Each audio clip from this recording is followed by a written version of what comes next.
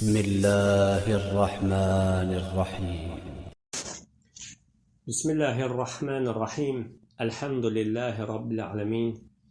والصلاة والسلام على أشرف الأنبياء والمرسلين سيدنا ونبينا ومولانا محمد وعلى آله وأصحابه أجمعين. رب اشرح لي صدري ويسر لي أمري واحلل عقدة من لساني يفقهوا قولي. Allah Azze ve Celle'nin izniyle İmam Həccavi Rahimahullah'ın Zədül Müstəqni adlı əsərini, Həmbəli məzhəbinin fikhini bəyan edən əsərini Şeyx Əhməd bin Ömər Əl-Həzimi Hafizahullah'ın şərhi ilə oxumağa davam edirik və oruç kitabını oxuyuruq. Oruç kitabını oxumağa davam edirik və bundan sonra Musannif Rahimahullah İmam Həccavi yeni bir bəndə keçir, başqa bir bənd haqqında danışır. Buyurur ki: وَاِنْ نَوَى هَادِرٌ صَوْمَ يَوْمٍ ثُمَّ سَفَرَ فِي أَسْنَائِهِ فَلَهُ الْفِطْرُ. Əgər evində olan oruç tutmaq üçün niyyət etdikdən sonra səfərə çıxarsa, orucu tərk etsin. Evində olan, yəni muqimdir, musafir deyil. Niyyət edib ki, oruç tutacaq. Sabah səhər qalxacaq, oruç tutacaq. Amma günorta da səfərə çıxmalıdır. Yəni həmin günüz vaxtı oruç tutandan sonra səfərə çıxmalıdır. Nə edəcək? Musannif buyurur ki, bu adam orucu tərk etsin. Müsafir Ramazan ayında iki haldan birinin içərisində olur, qardaşlar. Birinci hal, Ramazan ayı daxil olduğu zaman bu kəs artıq səfərdə idi. Yəni, şəriətlə bu kəsin müsafir hesab olunduğu sabit olmuşdur. Tutaq ki, Şaban ayının sonları səfərə çıxmışdır. Şaban ayı Ramazandan əvvəlki aydır, düzümü? Yəni, Ramazan girməzdən əvvəl bu adam səfərə çıxmışdır. Ramazan ayında isə artıq müsafir olmuşdur. Bu halda elm əhlinin icması ilə belə kəsə oruç tutmamaq icazəlidir. Bu kəs oruç tutmaya bilər. Bu halın dəlili Allah Azze ve Celle'nin buyurduğu veya səfərdə olan oruç tutmasının ayəsi ilə sabitdir. Bu birinci hal. İkinci hal. Bir kəs Ramazan ayı daxil olduqdan sonra səfərə çıxarsa, yəni tutaq ki, sabah günorta artıq müsafir hesab olunacaq. Ramazan ayıdır, oruca niyyət edib, amma Ramazan ayının içərisində oruclu halda günorta üstü səfərə çıxacaq. Müsafir hesab olunacaq. Elm əhlinin ümumuna görə bu kəs oruç tutmalıdır. Çünki ayədə buyuruldu ki, sizlərdən kim ayı görərsə oruç tutsun. Ayənin ümumi dəlalət edir ki, bu kəs hal-hazırda müsafir deyilsə, demək ayənin xitab etdiyi, yəni orucun üzərinə vacib olduğu kəsdir. Həmçinin Cabir bin Abdullah radiyallahu anhuda rəvayət olunan hədisdə buyurulur ki, Allah Resulü sallallahu aleyhi və səlləm fəth ili oruclu halda Məkkəyə yola çıxdı. Məkkənin fəthi ili oruclu halda yola çıxdı. Qurra'ul Qamim deyilən yerə çatdı. Əsr namazından sonra bir qap su istədi və onu içdi.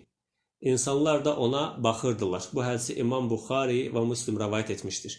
Demək ki, elm əhlinin ümumunun görüşünə görə bir kəs Ramazan ayında müsafir hesab ediləcəksə, Ramazan ayında səfərə çıxacaqsa belə, səfər müsafir hesab edilənə qədər oruca davam etməlidir. Müsafir olandan sonra orucunu aça bilər.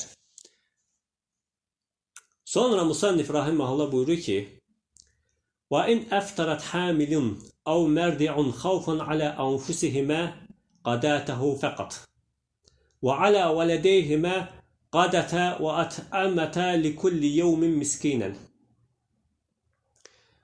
Buyurur ki, əgər hamilə və ya süd əmizdirən qadın, hansı ki, oruç tutduğu halda zərər olacağından qorxulur. Oruç tutduğu halda zərər olacağından qorxulan hamilə qadın və ya süd əmizdirən ana, əgər qorxu öz nəfsləri üçündürsə, sadəcə orucun qəzasını tutsunlar. Əgər övladları üçün qorxarlarsa, həm orucun qəzası, həm də bir miskini yedirsinlər. Həmbəli məzhəbinə görə, Musannif rahimehullah buyurur ki, Həmbəli məzhəbinə görə süd əmizdirən qadın və ya hamilə qadın orucu tərk edə bilərlər. Oruc tutmaya bilərlər. Öz nəfslərindən, əgər öz nəfslərindən qorxaraq, yəni mən oruc tutsam mənim özümə zərər olacaq deyə qorxarlarsa, sadəcə qəzasını tutacaqlar. Yox, əgər deyirlər ki, mən oruc tutsam, mənim bətnimdəki övlada zərər olacaq və ya əmizdirdiyim övlada zərər olacaq, südüm azalacaq falan, bu qorxuyla orucu tərk edərlərsə, hansı ki, qorxu övladlarına görədir, öz nəfslərinə görə yox. Bu halda nə edəcəklər? Həm orucun qəzasını tutacaqlar, həm də tutmadıqları günlərin sayı qədər bir miskini yedirdəcəklər. Müəllif rahimehullah bu bənddə orucu tərk etməyin icazəli olduğu 5-ci və 6-cı qrup insanı zikr edir. Belə ki, qardaşlar, bundan əvvəl biz 4 qrup insanın hökmünü zikr etdik. Yuxarıdakı dərslərimizdə 4 qrup orucu tərk etməyin icazəli olduğu insanlardan danışdıq. Kimlərdir? 1. Yaşlı kəs. 2. Sağalmayan, yaşlı deyəndə, yəni yaşlaşıb, taqəti bitən, artıq oruç tutmağa taqəti olmayan kəsli. 2. Sağalmayan xəstəliyi olan kəs, daimi xəstəlikdir. Bu adam daimə rejimlə qidalanmalıdır, diyeta saxlamalıdır. Bu kəs nə etməlidir? Orucu tərk edə bilər, qəzası da yoxdur. 3. Oruc tutmağın özünə zərərli olduğu xəstə. 4. Müsafir. 5. Hamilə qadın. 6. Süd əmizdirən ana. Bu 6 sinif insana orucu tərk etdikdən sonra ya qəza etmək, ya da fidyə etmək caiz olan kəslərdir. Bugün biz 5-ci və 6-cı kəslər haqqında, hansı ki, ən çox soruşulan suallardandır. Hər Ramazan ayı gələndə çox verilən suallardandır ki, hamilə qadın və yaxud süd əmizdirən qadın orucu tərk edərsə nə etsin? Bunlar haqqında danışacağıq. Hamilə qadın üçün oruc tutmaq zərərli ola da bilər, olmaya da bilər. Əgər zərərli olarsa, bu ya qadının özünə zərərli olur, ya da qarnındakı körpəsinə zərərli ola bilər. Hər iki halda zərəri dəf etmək üçün orucu tərk etmək icazəlidir. Əgər bu iki sinif üçün oruc tutmaq zərərlidirsə, deməli onların hökmü xəstənin hökmü kimidir. Burada Şeyx Əhməd ibn Ömər Əl-Həzmi hələ ki, Həmbəli məzhəbinin görüşünü zikr edir. Yəni, öz görüşünü deməyib. Deyir ki, belə kəslər üçün icazəlidir orucu tərk etmək. Özünə və yaxud övladına zərər olarsa, icazəlidir. Bu kəslər nədir? Buyurur ki, xəstənin hökmü kimidir. Yəni, xəstə sağaldıqdan sonra orucu qəza etmək vacib olduğu kimi, hamilə qadın və süd verən ana da bunlardan xilas olduqdan sonra orucu qəza etmək vacibdir. Bundan başqası isə vacib deyil. Bu artıq şeyxin öz görüşüdür ki, bu kəslərə yalnız orucun qəzası vacibidir. Fidyə vacib deyil. Yəni, əlavə fidyə verməsi vacib deyil. Həmçinin bu iki sinif insana oruc tutmaq zərərlidirsə, orucu tərk etmələri nə sünnət deyil, nə mübah deyil, əksinə vacibdir. Biz yuxarıki dərsdə zikr etmişdik ki, əvvəlki dərsdə xəstəliyi özünə zərər verəcək kəsdirsə, Həmbəli məzhəbinə görə bu kəs orucu tərk edə bilər, icazəlidir, hətta müstəhəbdir. Şeyx Əhməd ibn Ömər Əl-Həzmi Hafizahullah isə ümumi dəlilləri zikr edərək, ümumi dəlillərin zahirindən irəli gərək buyurur ki, xeyr, əksinə onu tərk etməsi vacibdir. Zərəri dəf etmək vacibdir. Belə kəsə də orucu tərk etmək vacibdir. Bu kəslərdən biri də kimdir? Oruc tutması özünə zərərli olan hamilə qadın və ya süd verən ana. Bu kəslər oruc tutmaları özlərinə və ya övladlarına zərərlidirsə, orucu tərk etmək onlara vacibdir. Müəllif rahimehullah buyurdu ki, övladı üçün isə fidyə vardır. Yəni, övladın haqqında qorxaraq orucu tərk edərsə, fidyə verməlidir.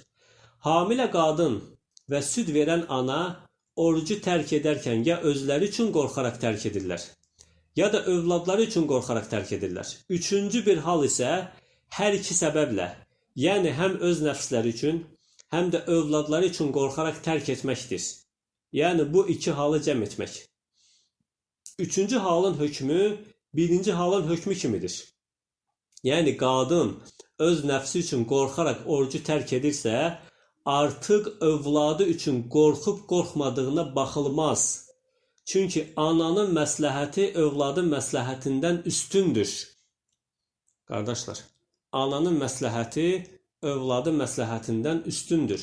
Yəni qadın özü üçün zərərlidir orucu tərk etmək. Amma övladı üçün zərərli deyil. Artıq övladı üçün zərərli olub-olmadığına baxılmaz. Nə üçün? Ananın məsləhəti övladın məsləhətindən üstündür. Həmçinin burada yenə də əlavə bir qayda çıxır. Çox verilən suallardandır. Deyilir ki, məsələn, bir qadın hamiləliyini çox gərgin keçirir. Hamiləliyi başa çatdıra bilmir. Həkim deyir ki, mütləq uşaq götürülməlidir. Yəni, uşaq tələf olmalıdır. Uşaq vaxtından əvvəl götürülməlidir, tələf olmalıdır. Sual yaranır ki, bu hamiləliyi davam etdirsə, ananın tələf olma riski var. Uşaq sağ qala bilər, ana tələf ola bilər. Bu halda nə edək? Ananı xilas edək, yoxsa övladı xilas edək? Və bu qaydaya əsaslanaraq deyə bilərik ki, ananın məsləhəti övladın məsləhətindən üstündür. Ona görə nə edəcəyik? Ananı xilas etmək daha əvladır. Yəni, belə bir kəs artıq fidyə vermir, yalnız orucunun qəzasını tutur. Əgər övladı üçün qorxaraq orucu tərk edərsə, hansı ki bu səbəblə orucu tərk etmək səhih görüşə görə caizdir, bu kəs orucun qəzasını tutmalıdır. Sual verilir, hamilə qadın və ya süd verən ana orucu tərk edərkən Allah Əzə və Cəllənin iki hökmündən hansına aid edilir? Hamilə qadın və ya süd verən ana orucu tərk edərkən Allah Əzə və Cəllənin iki hökmündən hansına aid edilir? Sizdən xəstə olan tutmadığı günlərin sayı qədər oruc tutsun, bu ayəyə əsasən, yoxsa tutmadığı günlərin sayı qədər bir miskini yedirsin, bu ayəyə əsasən. Yəni Allah Əzə və Cəllə iki hökm qoyub ayədə. Birində deyir ki, sizdən xəstə olan tutmadığı günlərin sayı qədər qəzasını tutsun. Digər hökmdə deyir ki, sizdən xəstə olan tutmadığı günlərin qədər bir miskini yedirsin, yəni fidyə versin. Hamilə qadın və ya süd verən ana bu iki hökmündən hansına aiddir? Cavab olaraq deyilir ki, İbn Abbas radiyallahu anhunun görüşünə görə bu kəslər fidyə vermək hökmünə daxildirlər. Yəni, hamilə qadın və süd verən ana övladları üçün qorxarlarsa, onlar ancaq fidyə verəcəklər. Orucun qəzası yoxdur. Yəni, tutmadıqları günün sayı qədər bir nəfəri yedirtməlidirlər. Bu görüşü qəbul etsək, deməli, orucun qəzasına ehtiyac yoxdur. Fidyə vermək kifayətdir. Bu, həmçinin İbn Ömər radiyallahu anhunun da görüşüdür. Onlar bu fətvanı yaşlı və sağalmayan xəstəliyi olan kəslərə qiyas edərək vermişlər. İbn Abbas və İbn Ömər deyir ki, belə kəslər, hamilə qadın və ya süd verən ana orucun qəzasını tutmasınlar, yalnız fidyə versinlər. Bunu nəyə əsasən demişlər? Sağalmayan xəstəliyi olan və yaşlanıb taqəti qurtaran kəslər haqqında gələn hökmə qiyas edərək vermişlər. Həmçinin Allah Rəsulü sallallahu aleyhi və səlləm buyurur ki, Allah hamilə qadından və süd verən anadan orucu qaldırmışdır. Bu İbn Abbasın və İbn Ömərin görüşüdür. Ancaq qardaşlar, bu doğru görüşdürmü? Bu iki sahabənin verdiyi fətva, gətirdiyi ictihad doğrudurmu? Xeyr. Nə üçün? Doğru görüş odur ki, bu kəslərə orucu qəza etmək vacibdir. Nə üçün? Çünki bu kəslərin hökmü xəstəliyi sağalan və ya heyzli, nifaslı qadın kimidir.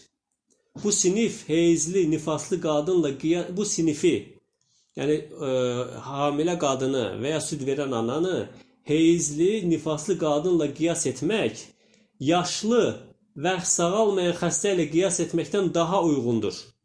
Çünki bunların da hamiləliyi və süd vermə müddəti kəsiləcəkdir. Allah hamilə və süd verən qadından orucu qaldırmışdır hədisinə gəldikdə isə, bu hədis orucu əda etməyə aiddir. Yəni, həmin vaxtı Ramazan ayında orucu Allah Azze və Cəllə onlardan qaldırmışdır.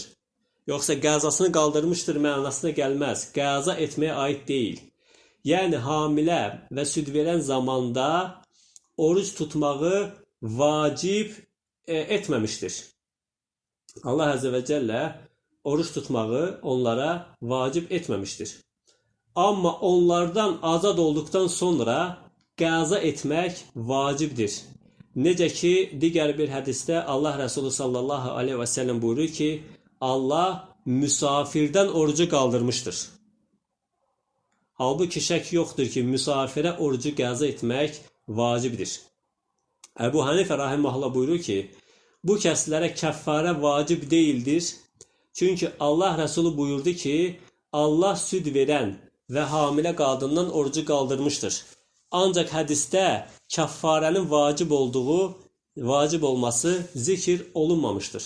Elə isə deyirik ki, qardaşlar, bu iki sinifə orucun qəzası vardır, kəffarə isə yoxdur.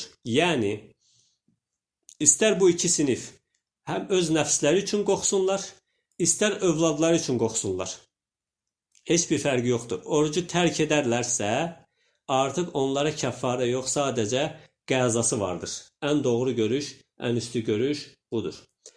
Çünki bu haqda kəffarə haqqında heç bir dəlil yoxdur. Bu iki sinif üzürlü kəslər hesab olunur. Üzürlü kəslərə isə üzür ortadan qalxana dək orucu tərk etmək icazəlidir. Üzür ortadan qalxdıqda isə orucun qəzası onlara vacibdir. Bura qədər başa düşdünüz, qardaşlar. İnşallah bununla kifayətlənək. Çox uzun zikr etməyək, biraz ağır mövzulardır. Allah Əzzə və Cəllə bizi eşidib faydalanan qullarından eləsin. Subhanəkə Allahumma və bihamdik. Əşhədu ən la ilahə illə əntə əstəğfiruka və atubu ileyk.